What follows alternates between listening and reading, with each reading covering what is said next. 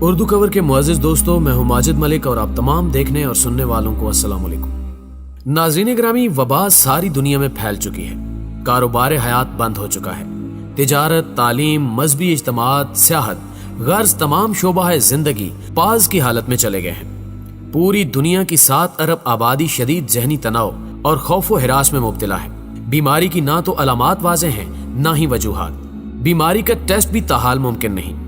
کم ترقی یافتہ ممالک تو دور، ترقی یافتہ ممالک بھی اس وبا سے مقابلہ کرنے کی صلاحیت نہیں رکھتے۔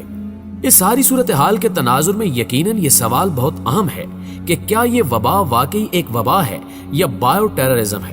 یہ طاعون جیسی بیماری قدرتی آفت ہے یا یہ بایولوجیکل وار کا حصہ ہے؟ یہ ایک سانحہ ہے یا باقاعدہ پلانڈ سازش؟ میں پہلے بھی عرض کر چکا ہوں کہ میں کانسپائریسی تھیورسٹ ہوں، میری رائے سے سب کا اتفاق ضروری نہیں، تاہم اپنی گزارشات آپ کے سامنے ضرور رکھنا چاہوں گا۔ ناظرین گرامی، میرے نزدیک موجودہ وبا ایک مکمل پلان کے تحت دنیا بھر میں پھیلائی گئی ہے، جس کے پیچھے عالمی خفیہ شیطانی تنظیم ایلومیناتی کا ہاتھ ہے۔ ایلومیناتی اور فری میسن وغیرہ کی تفصیلات کسی اور وقت، مگر مختصراً یہ بتاتا چلوں کہ یہ عالمی خفیہ شیطانی تنظیم ہے۔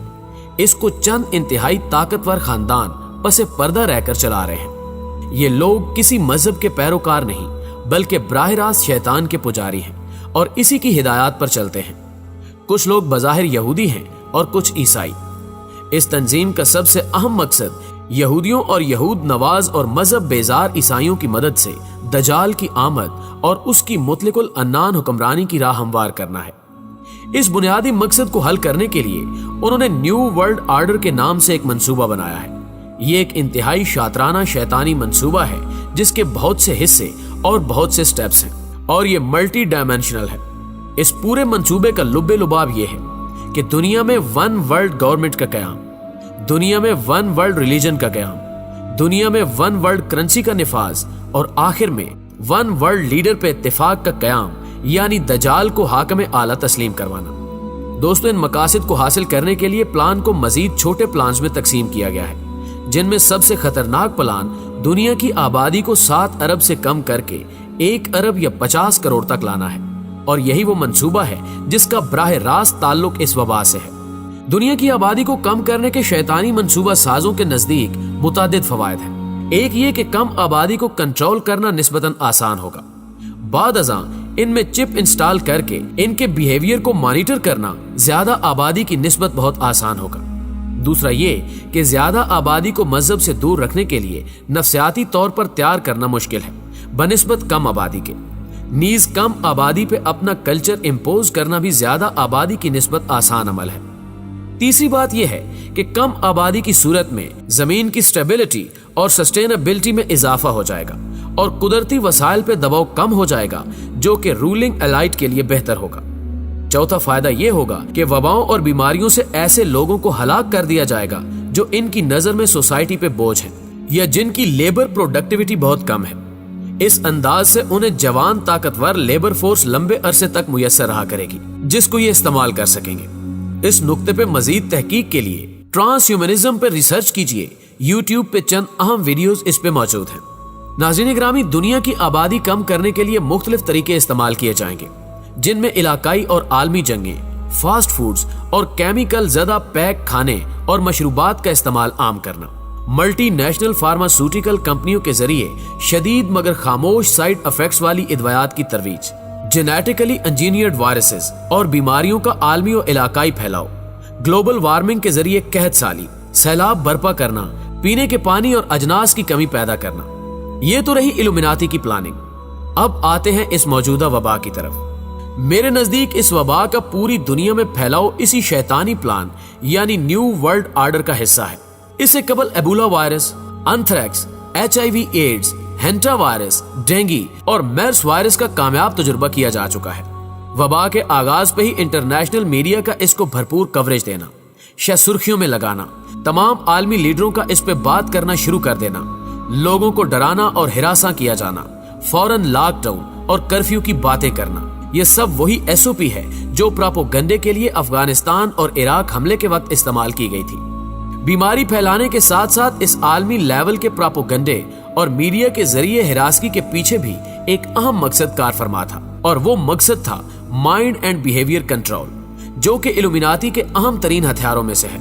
इस वबा का फैलाव महज एक ड्रिल है, एक मश्क है, एक तजुर्बा है। असल जंग अभी आगे है। मौजूदा वबा का फैलाया जाना और इसके हवाले से शदीद तरीन और शातिराना मीडिया कैंपेन एक अहम तजुर्बा है, जिससे मुस्तकबिल की मजीद प्लानिंग की जानी मकसूद है।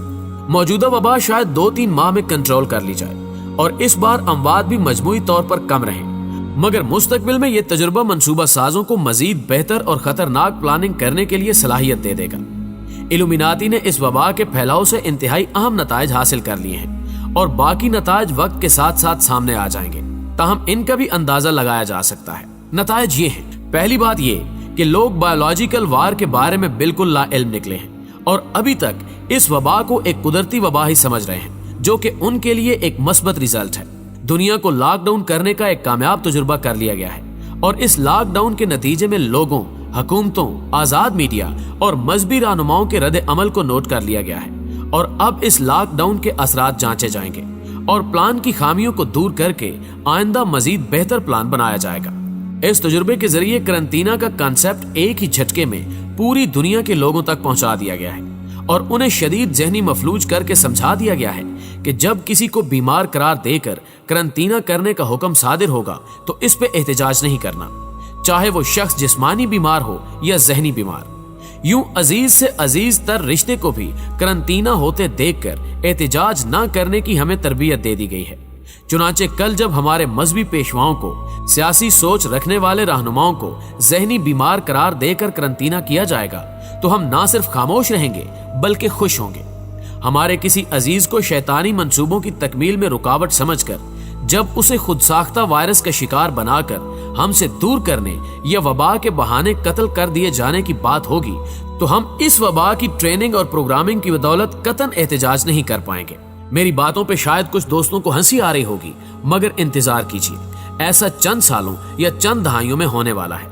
नाज़रीन गिरामी, एक नतीजा ये भी हासिल हुआ है कि दुनिया भर की तरक्की याफ्ता मेडिकल साइंस अभी इल्यूमिनाती के मातहत काम करने वाली मेडिकल बायो इंजीनियरिंग लैब से बहुत पीछे है और ऐसे वायरस की कई माह से मुसलसल तबाही के बावजूद कोई लैब इसका तोड़ नहीं बना सकी, जो कि शैतानी मंसूबा साजों के लिए बहुत खुशाइन बात है। सबसे अहम नतीजा ये है कि दुनिया अब इन्हीं चंद फार्मास्यूटिकल कंपनियों की जानिब देख रही है जो इन शैतानी तंजीमों के कंट्रोल में है। दुनिया बेबसी के आलम में है, हुक्मरान भी बेबस होकर बिलबिला रहे हैं और घुटने टेक चुके हैं। आज पूरी दुनिया के अवाम और हुक्मरान उन मगरबी दवासाज कंपनियों की तरफ हसरत से देख रहे हैं कि कब ऐलान होगा कि वबा का इलाज दरियाफ्त कर लिया गया है। शायद आप अंदाजा नहीं लगा सकते कि इस बात पे शैतान के पुजारी किस कदर खुश हो रहे होंगे। वो मुस्तकबिल के उस मंजर के बारे में सोच रहे होंगे जब वो पूरी दुनिया में मसनूई कहत बर्पा करेंगे और सारा गल्ला और अजनास उन आलमी सरमायादारों के पास होगा और उनका सरबराह दजाल कहेगा कि मुझे अपना रब मानो तब ग़िज़ा दूंगा, फिर कहेगा कि अपना खुदा मानो तब बारिश बरसाऊंगा और अजनास दूंगा। इस बात का इशारा रसूल पाक सल्लल्लाहु अलैहि वसल्लम की हदीस मुबारका में भी मौजूद है कि ग़िज़ा, अजनास, बारिश सब कुछ दज्जाल के कंट्रोल में चला जाएगा। लोगों के लिए ईमान बचाना मुश्किल हो जाएगा। पहले भी एक वीडियो में अर्ज किया जा चुका है कि आने वाले सालों में वही कौम सुपर पावर कहलाएगी जिसके पास genetic engineering, biotechnology, medicine and pharmaceutical, biomechanic technology and research होगी। अगली जंगें जहां रिवायती जंगी साजो सामान से लड़ी जाएंगी, वहां मेडिकल इंडस्ट्री इंतहाई अहम किरदार अदा करेगी। याद रखें कि आलमी शैतानी तंजीमों की भी बहुत सी कमजोरियां हैं, जिनमें से एक मैस अवेयरनेस है। जितने ज्यादा लोग इनके शैतानी मंसूबों से आगाह होते जाएंगे, इनके शैतानी मंसूबे उतनी ही जल्दी मंजरे आम पर आएंगे और उन्हें शदीद मुजम्मत का सामना करना पड़ेगा। मजहब से लगाव, सत्ती मालूमात की बजाय हकीकी तालीम व शऊर और क्रिटिकल एनालिसिस की सलाहियत इन शैतान के पुजारियों की असल दुश्मन है।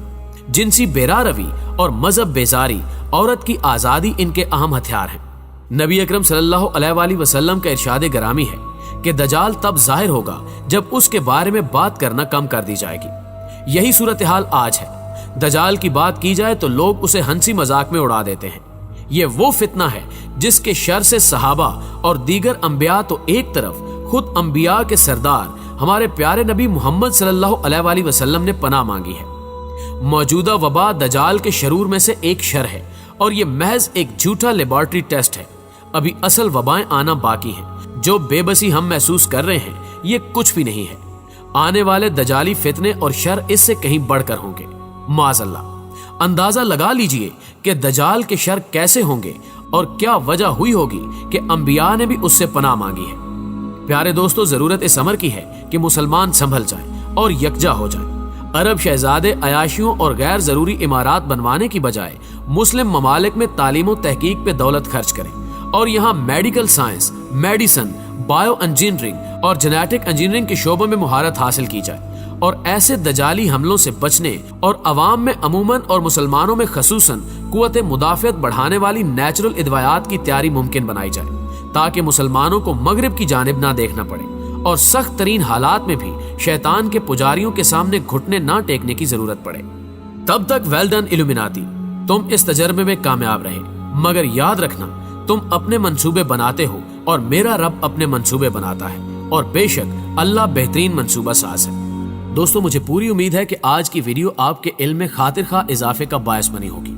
अगर आप मेरी बातों से इत्तेफाक करते हैं तो इस वीडियो को अपने दीगर दोस्तों के साथ ज्यादा से ज्यादा शेयर करते हुए उन्हें भी आगाही फ्राहम कीजिए और कमेंट बॉक्स में वीडियो के हवाले से हमें अपनी कीमती तजावीज़ से जरूर आगाह रखिएगा। आज की वीडियो में बस इतना ही। अगली वीडियो तक के लिए अल्लाह निगहबान।